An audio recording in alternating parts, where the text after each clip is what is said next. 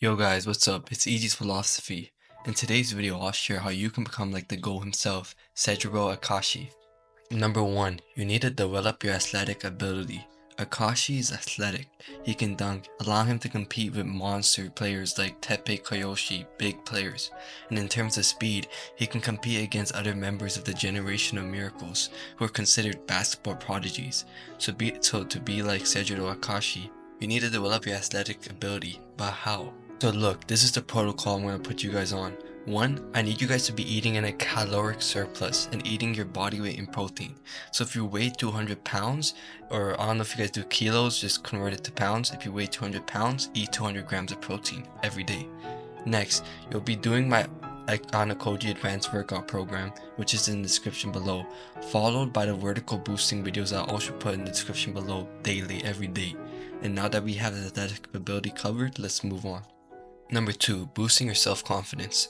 True confidence is a combination of two elements: skills and results. A competent man who has never succeeded in anything will doubt his abilities, but a man cannot have good results unless he has the necessary skills. Akashi Sejjuro has been extremely self-confident for two reasons. He's very competent and always has been the best at everything he does. So to be like Akashi, you have to master new skills and then get results. If you don't know what skill you want to learn, I suggest you learn communication. One who can clearly convey their ideas to people has a massive advantage in our world. Well, you can do martial arts like boxing, you can even do basketball. Just master something and get some results. But my best recommendation for the skill you should master is your physical prowess. So just start working out, go on the athletic ability protocol I gave you guys. Just start working out and the results will show in your physique. And once you build that physique, you'll have natural confidence. Number 3. Have a high standard. Akashi Sejjuro has lived in a road of excellence since childhood. His father forced him to be the best at everything he did. So if you want to be like Akashi Sejjuro, you have to do the best in everything you do. If you're a student, try to get the best grades possible. If you're on a team, try to be the best player possible. If you have a goal, write it down in your journal, then plan your next move quickly and act quickly. Number 4. Be competitive.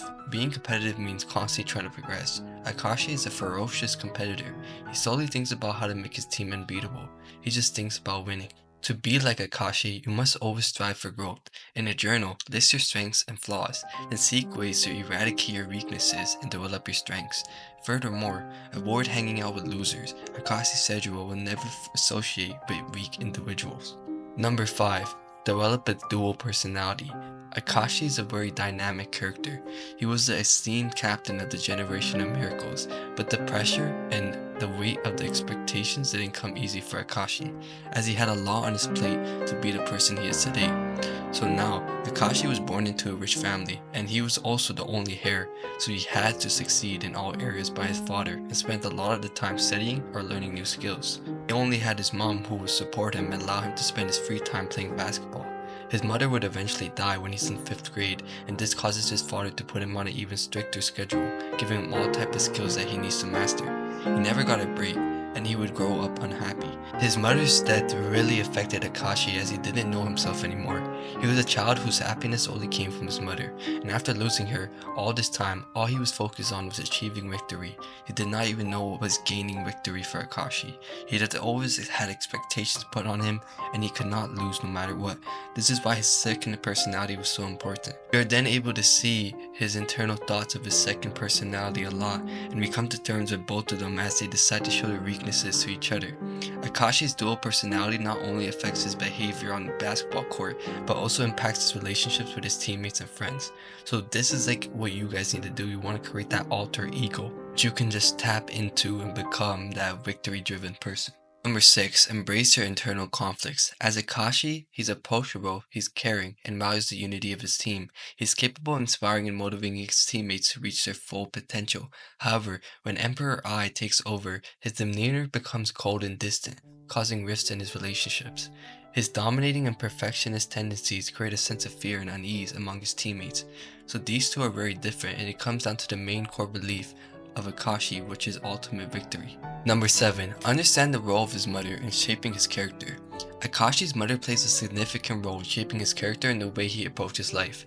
The loss of his mother has a profound impact on him, contributing to his dual personality and influencing his actions and mindset. Akashi's mother was a guiding force in his life, providing him with love, support, and a sense of stability. She instilled in him a strong work ethic and emphasizing the importance of discipline and dedication. Her influence played a crucial role in Akashi's development as a driven and ambitious individual. However, when his mom died, he experienced a profound sense of grief and loss. This event marked a turning point in his life and had a lasting impact on his emotional well-being. The absence of his mother created a void that he struggled to fill, leading to his feelings of loneliness and abandonment. Losing his mother also caused an internal conflict within Akashi, feeling the emergence of his dual personality as a way to cope with his grief and the pressures of life.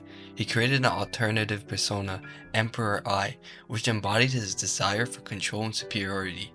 This persona shielded him from vulnerability and allowed him to maintain a facade of strength and dominance.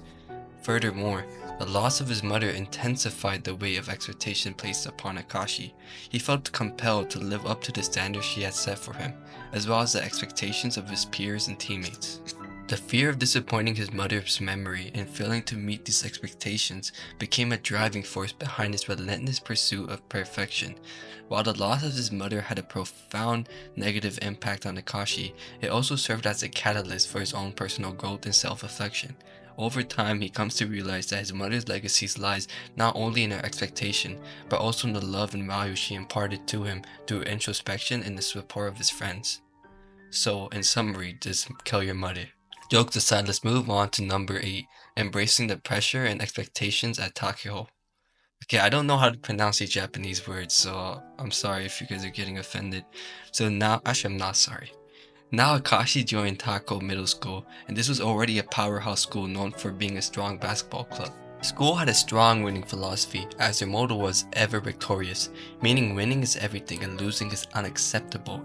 Akashi's time as Tako's middle school was a pivotal period in his life, marked by immense pressure as he assumed the role of captain of the generation of miracles.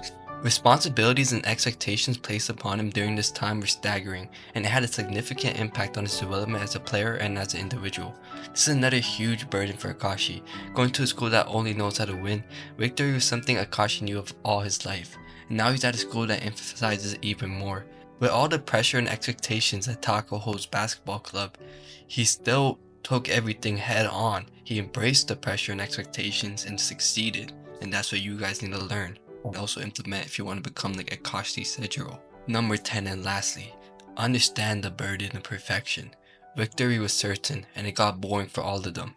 Everyone stopped showing up to practice because they knew that they were going to win regardless. They no longer had that fun that made basketball so great. Now it all felt like a chore to them.